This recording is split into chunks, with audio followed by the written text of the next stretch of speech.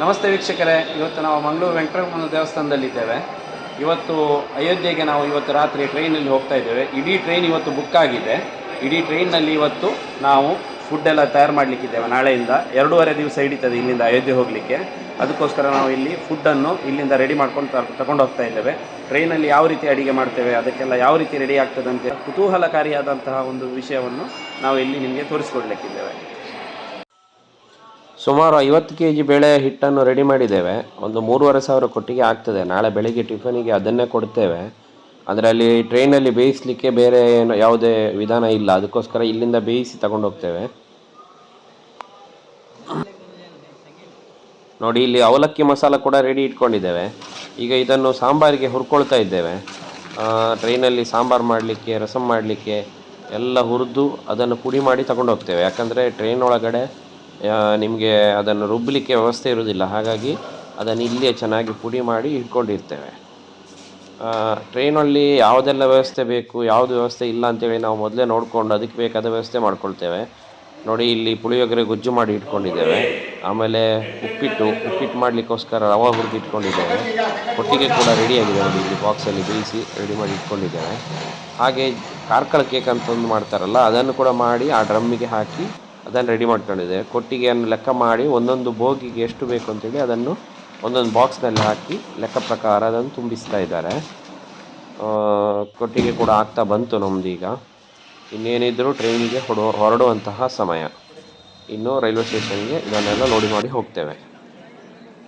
ನೋಡಿ, ಈ ಟ್ರೈನ್ ಇಡೀ ಬುಕ್ ಆಗಿರೋದ್ರಿಂದ ಅಲ್ಲಿ ಬೋರ್ಡ್ ಹಾಕಿದ್ದಾರೆ ನೋಡಿ, ನೋ ಎಂಟ್ರಿ ಪ್ರೈವೇಟ್ ಅಂತೇಳಿ. ಅಂದರೆ ಇಡೀ ಟ್ರೈನಲ್ಲಿ ನಮ್ಮವ್ರು ಯಾರಿದ್ದಾರೆ ಅವ್ರು ಮಾತ್ರ ಇರ್ತಾರೆ. ಬೇರೆ ಅದರ್ ಪ್ಯಾಸೆಂಜರ್ಸ್ಗೆ ಇದರಲ್ಲಿ ಅಲೋಡ್ ಇರೋದಿಲ್ಲ.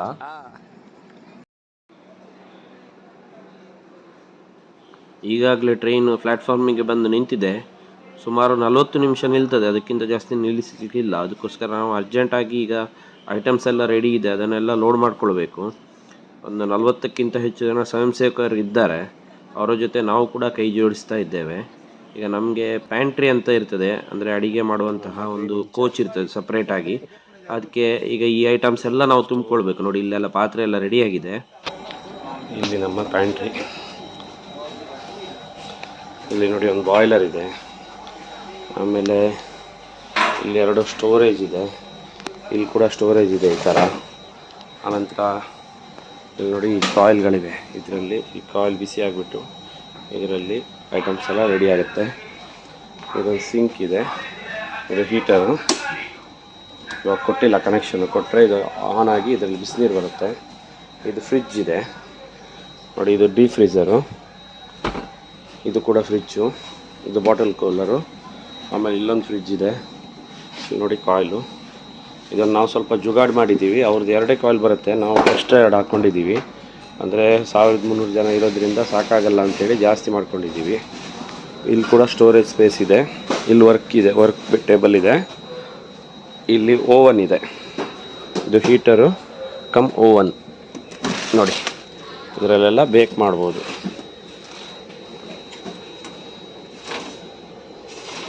ಈ ಥರ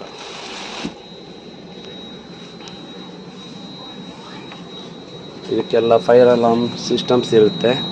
ಇಲ್ಲಿ ನೋಡಿ ಪ್ಯಾನಲ್ ಇದೆ. ಏನಾದರೂ ಅಗ್ನಿ ಅವಘಡ ಎಲ್ಲ ಸಂಭವಿಸಿದರೆ ಇಲ್ಲಿ ಸೈರನ್ ಆಗುತ್ತೆ. ಸೈರನ್ ಆಗಿಬಿಟ್ಟು ಇಲ್ಲಿಂದ ಇದರಲ್ಲೆಲ್ಲ ನೀರು ಬಂದುಬಿಟ್ಟು ಇದೆಲ್ಲ ಫುಲ್ ಬೋಗಿ ಪೂರ್ತಿ ನೀರೆಲ್ಲ ಸ್ಪ್ರೇ ಆಗಿಬಿಡುತ್ತೆ. ನಿನ್ನೆ ರಾತ್ರಿ ಎಲ್ಲ ಸೆಟ್ ಮಾಡಿ ಮಲಗುವಾಗ ತುಂಬ ಲೇಟಾಗಿತ್ತು.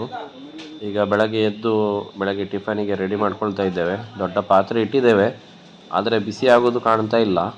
ಈಗ ಬೇರೆ ಏನಾದರೂ ಐಡಿಯಾ ಮಾಡಬೇಕು. ಕಾಫಿಗೆ ಇಟ್ಟಿದ್ದೇವೆ, ತುಂಬ ಹೊತ್ತಾಯಿತು. ಕುಕ್ಕರ್ ಇಟ್ಟು ಒಂದು 2 ಗಂಟೆ ಆಯಿತು, ಇನ್ನೂ ಕೂಡ ಬೆಳಕಾಗ್ತಾ ಬಂತು, ಇನ್ನೂ ಕೂಡ ಅದು ವಿಸಿಲ್ ಬಂದಿಲ್ಲ. ಹಾಗಾಗಿ ಈಗ ಮಧ್ಯಾಹ್ನ ಊಟಕ್ಕೆ ಹೇಗೆ ರೆಡಿ ಮಾಡೋದು ಅಂತ ತಲೆ ಬಿಸಿಯಾಗಿದೆ. ನೋಡಿ, ಈ ಕಾಯಿಲ್ನಲ್ಲಿ ಬಿಸಿ ಆಗಬೇಕು. ಅದು ಕ್ಯಾಂಡಲ್ ಹೊತ್ತಿಸಿ ನಾವು ಅಡುಗೆ ಮಾಡಿದ ಹಾಗೆ. ಅದರಲ್ಲಿ ಒಂದು 30-40 ಜನಕ್ಕೆ 50 ಜನಕ್ಕೆ ಮಾಡ್ಬೋದು. 1300 ಜನ ಇದ್ದಾರೆ. ಭಾಳ ಕಷ್ಟ ಅಷ್ಟು ಜನಕ್ಕೆ ಇದರಲ್ಲಿ ಮಾಡೋವಂಥದ್ದು. ಆ ರೈಲ್ವೆಯವರು ಯಾಕಕ್ಕೋಸ್ಕರ ಈ ರೀತಿ ವ್ಯವಸ್ಥೆ ಮಾಡಿದರೂ ಗೊತ್ತಿಲ್ಲ, ಆದರೆ ನಮಗೆ ತುಂಬ ಸಮಸ್ಯೆ ಆಗ್ತಾ ಇದೆ.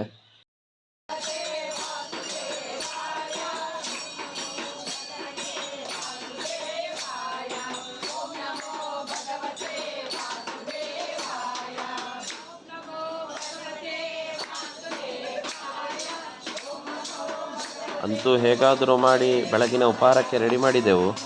ಯಾತ್ರಿಕರು ತುಂಬ ಖುಷಿಯಾಗಿ ಈಗ ಭಜನೆ ಹಾಡ್ತಾ ಇದ್ದಾರೆ.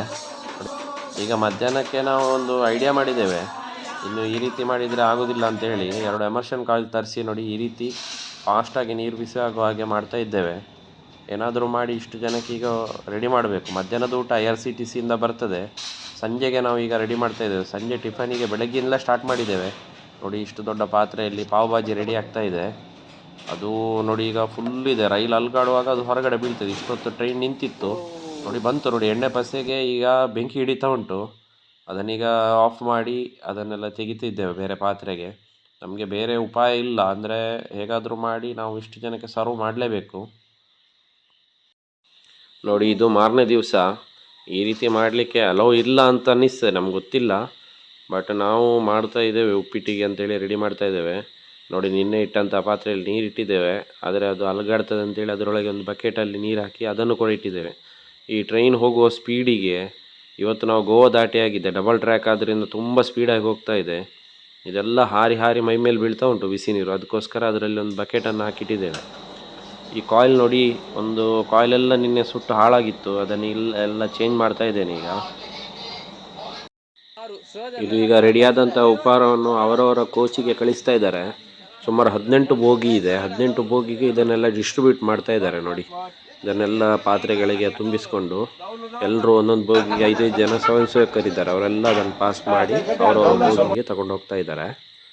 ಇವತ್ತು ಸ್ವಲ್ಪ ಬೆಳಗ್ಗೆ ಉಪಹಾರ ಮಿಕ್ಕಿತ್ತು, ಅದನ್ನು ನಮ್ಮ ಉಪ್ಪಣ್ಣನವರು ಅವ್ರದ್ದೊಂದು ಸಮಾಜ ಸೇವೆ, ಅಲ್ಲಿ ಕೂಲಿ ಕೆಲಸ ಮಾಡುವಂತಹ ಇವರು ರೈಲ್ವೆ ಟ್ರ್ಯಾಕಲ್ಲಿ ಏನಿರ್ತಾರೆ ಅವರಿಗೆಲ್ಲ ಹಂಚ್ತಾ ಇದ್ದಾರೆ. ನೋಡಿ ಇವತ್ತು ಕೇಸರಿ ಬಾತ್ ಇದೆ, ಆಮೇಲೆ ಇಡ್ಲಿ ಇದೆ, ಸಾಂಬಾರಿದೆ, ಅದನ್ನೆಲ್ಲ ಹಾಕಿ ಕೊಡ್ತಾ ಇದ್ದಾರೆ. ಪಾಪ ಅವರು ಕೂಡ ತುಂಬ ಚೆನ್ನಾಗಿ ಅದನ್ನು ತಿಂದು ಎಂಜಾಯ್ ಮಾಡ್ತಾ ಇದ್ದಾರೆ. ಯಾವುದನ್ನು ಕೂಡ ಹಾಳಾಗಬಾರ್ದು ಅಂತೇಳಿ ನಮ್ಮ ಉದ್ದೇಶ. ಅಂದರೆ ಇಷ್ಟು ಜನಕ್ಕೆಲ್ಲ ಮಾಡುವಾಗ ಲೆಕ್ಕದ್ದೇ ಅಂತ ಮಾಡಲಿಕ್ಕೆ ಆಗೋದಿಲ್ಲ, ಒಂದೊಂದು ಸಲ ಜಾಸ್ತಿ ಆಗ್ತದೆ, ಒಂದೊಂದು ಸಲ ಕಮ್ಮಿ ಆಗ್ತದೆ, ಆ ರೀತಿ.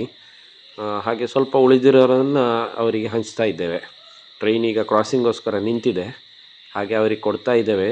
ಈಗ ಇನ್ನು ಸಿಗ್ನಲ್ ಬಿದ್ದರೆ ಟ್ರೈನ್ ಮುಂದೆ ಹೋಗ್ಬೋದು, ಅಲ್ಲಿವರೆಗೆ ಅವರಿಗೆ ಕೊಟ್ಟು ಅದನ್ನು ಖಾಲಿ ಮಾಡ್ತೇವೆ. ಯಾವುದನ್ನು ಕೂಡ ಮಿಸಾಡಲಿಕ್ಕಿಲ್ಲ, ಆ ರೀತಿ ವೇಸ್ಟ್ ಆಗಲಿಕ್ಕೆ ಬಿಡ್ತಾ ಇಲ್ಲ.